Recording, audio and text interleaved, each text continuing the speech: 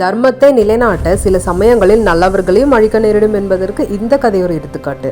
வாங்க இந்த சுவாரஸ்யமான விஷயத்தை தெரிஞ்சுக்கலாம். பிரகலாதனின் பேரனான மகாபலி சக்கரவர்த்தி அசுர குலத்தில் பிறந்தாலும் நீதியும் நேர்மையும் மிக்கவர். தான தர்மங்களில் சிறந்து விளங்கினார்.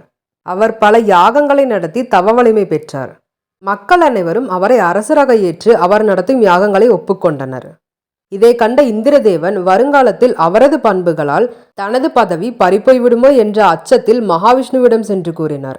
மகாவிஷ்ணு என்னதான் தர்மத்தின் பக்கம் நிற்பவர் என்றாலும் அவர் ஒரு கடவுள். சில நேரங்களில் இதைப்போல் கடினமான முடிவுகள் எடுக்கத்தான் வேண்டியிருந்தது. மகாவிஷ்ணு ஒரு குள்ள பிராமணரின் வடிவம் எடுத்து மகாபலி நடத்தும் யாகத்திற்கு சென்று 3 அடி நிலத்தை தானமாக கேட்டார். மகாபலியும் ஒப்புக்கொண்டார். அவரது குரு சுக்ராச்சாரியர் எச்சரித்த போதிலும் 3 அடி தானே என்று கொடுக்க சம்மதித்தார்.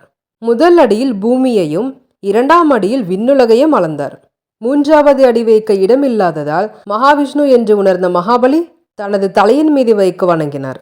மகாவிஷ்ணுவும் அவரின் தலை மீது 3வது அடி வைத்து அவரை பாதாள உலகிற்கு அனுப்பினார்.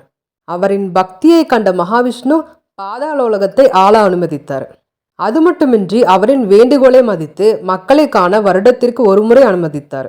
அந்த நாளைத்தான் ஓணம் பண்டிகையாக கொண்டாடுகிறோம். இந்த கதை உங்களுக்கு பிடித்திருந்தால் மறக்காமல் லைக் பண்ணுங்க. நன்றி.